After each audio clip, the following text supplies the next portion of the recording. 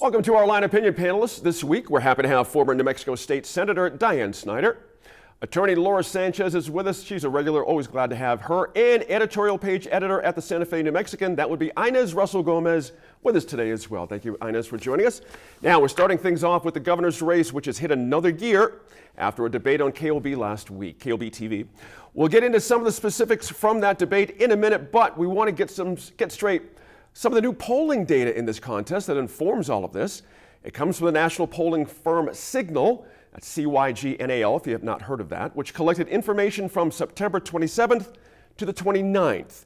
Now that poll shows Governor Michelle Lujan Grisham with just a 2-point lead over Republican nominee Mark Ronchetti, 46 to 44%. Now overall, the website 538 polling, you might be familiar with, now they have the governor with a 6-point lead over Mr. Ronchetti. And Diane Snyder, let me start with you. Are you surprised to see the race this close? And I should add, Signal identifies itself as a GOP-leaning polling firm, so I just want to get that out there too. Are you surprised that he's this close in the race from either poll? Truthfully, no. Okay. I think that, and to me, it kind of, I looked at it and I evaluated it based on prior years and prior competitors. Mm-hmm.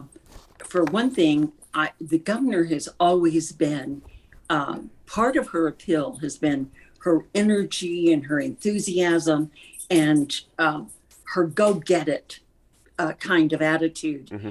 And I felt like that we couldn't see that at this last debate. Right.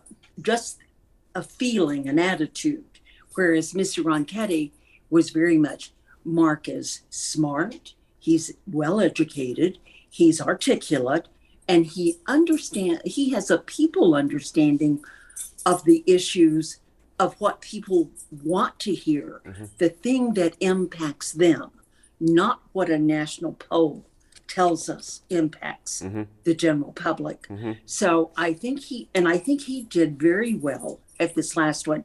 And the one thing I came away with is the governor had to keep going back to the issue of abortion. Mm-hmm. To have something concrete against Mr. Ronchetti. And I just don't think, I think it's an important issue. I think it certainly plays a part in what's happening. But when you're going to the grocery store and you can't buy half the things, that you did buy before, your children can't have new shoes, they're having to wear the old ones. Mm-hmm. The economy and the impact, families are feeling that personally more than the abortion issue. Unless I don't know, but I just feel like that makes up the difference. Is Mark talked about crime, and crime is really important. And if you noticed, the governor has now asked the FBI for 50 more agents into the state. That's right. They said no. So now she's gone to the Justice Department to try to get it.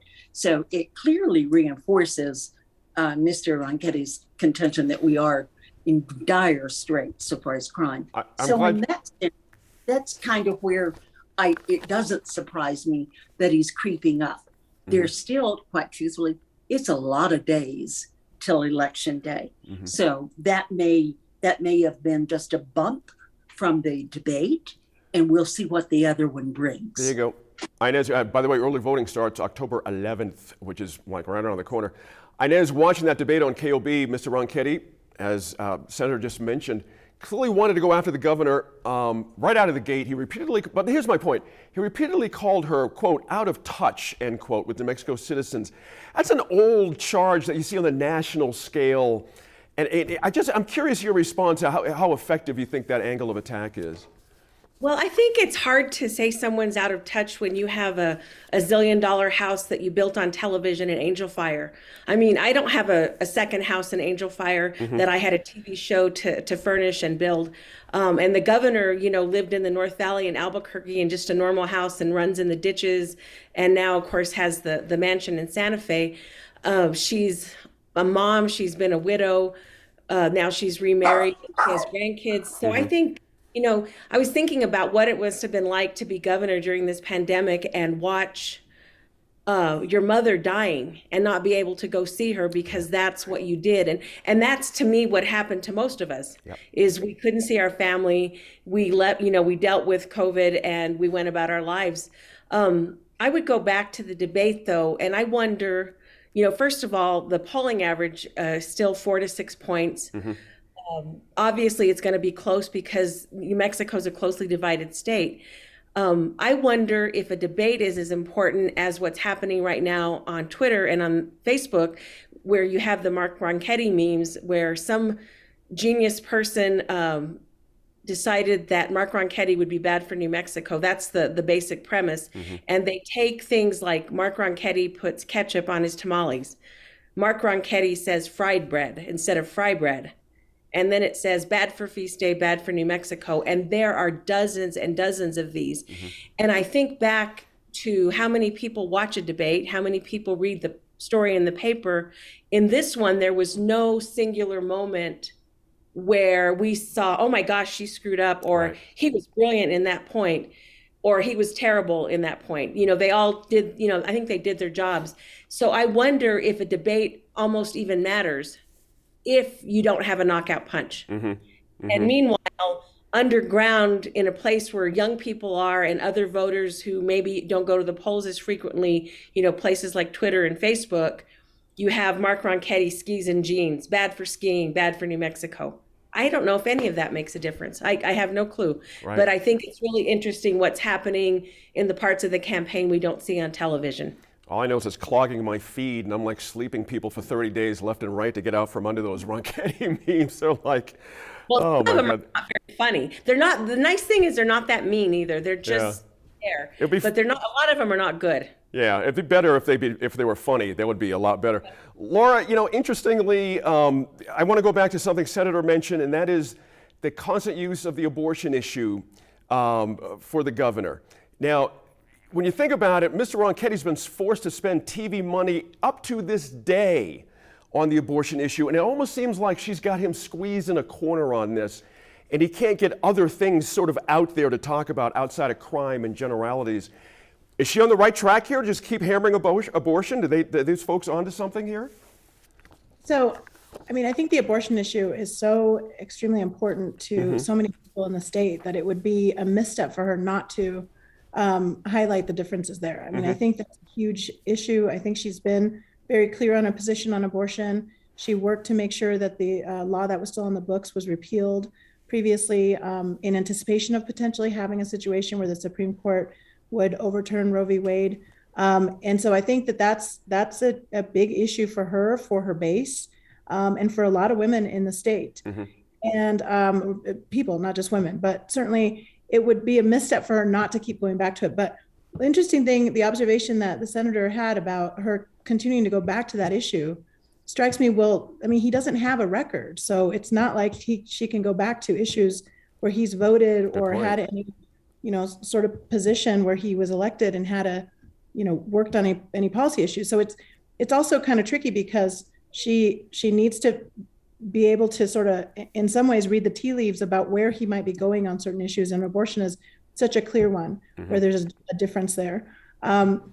He's come out with other ads recently about education and talking about how he has a plan for education. That's still, I think, an important issue, the education, economy, the abortion issue, but certainly I think we're going to see some differences there. And I'm interested to know whether in the next debates, we'll have a little bit more fleshing out of those kinds of issues as well. The more the social, the salt, stuff that the average New Mexican would be impacted by. Certainly right. Education would be part of that. No doubt. Senator, just got a quick minute here, but I got to get your opinion on how the current governor, somehow was trying to tie Mr. Ronchetti to former Governor Susana Martinez.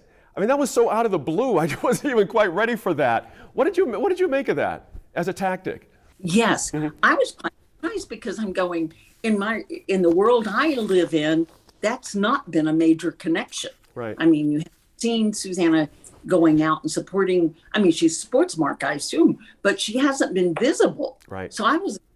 But the problem is all of us who are talking right now is we have more knowledge in some things than the average voter does. So that might work well with the average voter if they disliked Susanna. If they liked her, then so it's a 50-50 chance on whether you're going to gain. Right. I don't see her gaining any Republican votes or independent votes by tying him to Susanna Martinez. Gotcha. So, Inez, can you finish our segment with the same question? An effective tactic, trying to bring in former Governor Susanna Martinez into this? I agree with the senator. Who knows what people will react to? Yeah. But I would say this: when you're going to bring her in, say Governor Susanna Martinez, not your mentor, because they may not know who your mentor is. Right. So I think it's a totally fair comparison because Jay McCluskey is the advisor to both of them. He is political, guru guy.